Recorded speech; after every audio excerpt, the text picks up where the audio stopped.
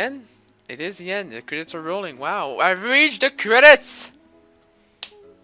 Nice! Oh god. Okay, I'll give my thoughts now, as I always do when I'll play credits something. So my thoughts on Final Fantasy 9. It is... Wait, so I need to say first, my Final Fantasy game I've played 15, 14. I don't count it as a Final Fantasy game, just as a game. Final Fantasy 1, 7, 8, and 9. We're clear? We're clear. To me, this is the best Final Fantasy game so far I've played. I still have to play 10 and 12, but so far, this is my favorite game.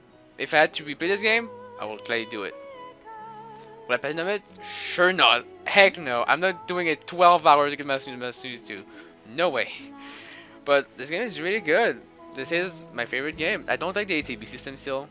I hate the ATB system from 7 that came to 8 and 10, 9 too.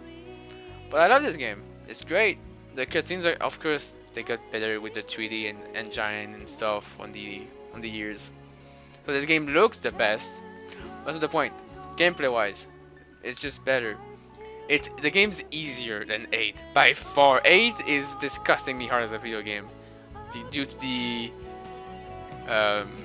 leveling system thing and the junction. It's hard. It's complicated. First off, you have to grind the buff just to get your spell, to get your stats, to get an advantage, which is annoying as heck, which I did not do. So yeah, I cannot beat the game because I never grinded for the game. 7, the game's just long and boring. This game, you move a lot, there's a lot of stuff happening. The end game is clear when it happens. It's great, the music's great in this game. I think it's hard to find flaws in this game. There's fews. I'm sure there's few. I cannot think of any right now in my head. I don't have a netbook. The only flaw we'll have is just how the menuing works with the equipment.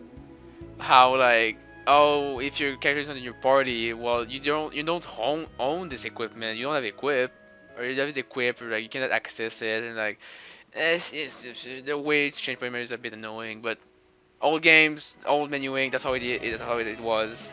You know, I can live with it. I'm talking about gameplay. Gameplay wise, best game. It's amazing. It's simple. The trend system, though, is very weird and doesn't make much of sense. The only way I knew that Amaranth Aura transformed to do an AO, the only change of strengths for Amaranth is that Aura and Revive and all are now AoEs. That's the only difference for his strength. And it's freaking amazing, and when you know about it, because you can plan that your Aura will be an AoE when you strengths, which I planned once in the stream.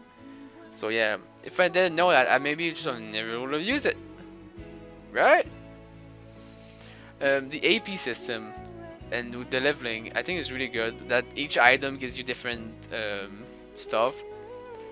So you can either like, oh, you can keep your weaker weapon to learn your skill, or you go to your stronger weapon because you have a better stat, but you maybe won't be missing a skill that maybe could be useful. The only thing I didn't like, but it's I think with all fantasy games so far, is I have to keep Zidane, the main party member.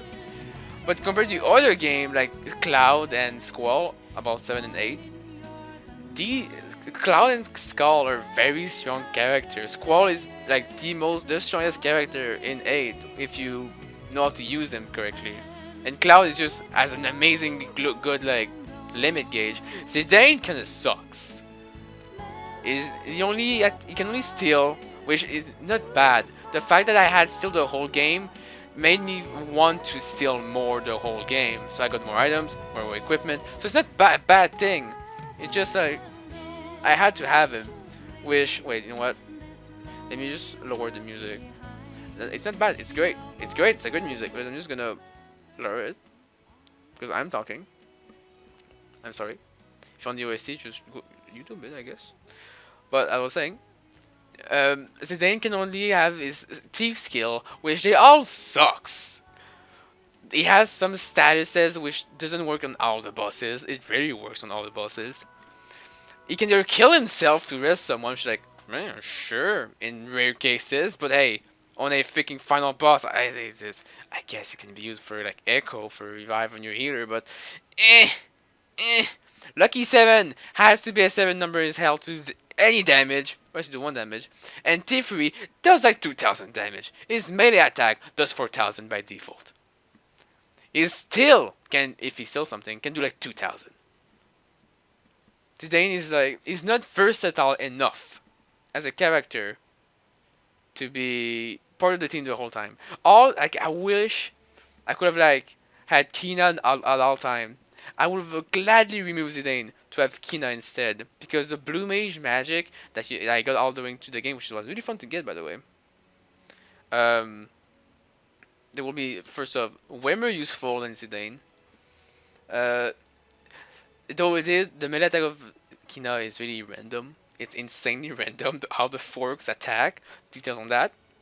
Still, I would have more fun with it if I could have removed Zidane, and I could have like different party member be in the world just moving around. I would have appreciated that. But at the same time, except Final Fantasy 1, I don't know any game that does that in the 3D era at the very least. So yeah, it's just how it works. So I cannot really complain about it. It's not a bad thing. It's just I wish I could have done differently. But yeah. Oh yeah, for the characters, they're all great. I love all the characters in this game. I learned to like Steiner towards the end. I hate him to the beginning because he was really stubborn, but he learned, he grew. He actually changed a bit. Zidane, freaking butthead. I still don't like Zidane, the character. It feels too much like, oh, I must be the hero, you know. But other than that, Garnet changed a bit. Vivi like grew up. I love Vivi so much. Echo, still a spoiled child, but she's a young child would never live herself. Can't blame her. And yeah, even Kuja towards the end was like, yeah, I understand a bit more when you explain it in a different way. Kuja was a great character. I still disliked him at the beginning. I still dislike him now, but knowing his reasoning, yeah, pretty good. The end. In short, trophy earned. Let's go. So yeah, in short, if you never played Final Fantasy 9, you want a Final Fantasy game. Most people say try 10. 10 is the best one to starting. I say 9 is an amazing game to start with too.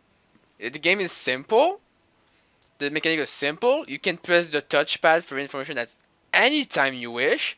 That will give you a small like, here's what the thing you're gonna click does. Which, in my opinion, is a blessing because I forget often what things does. And there's option for you to be on wait mode, which I was the whole game because I hate a TB system. And yeah, there was grinding.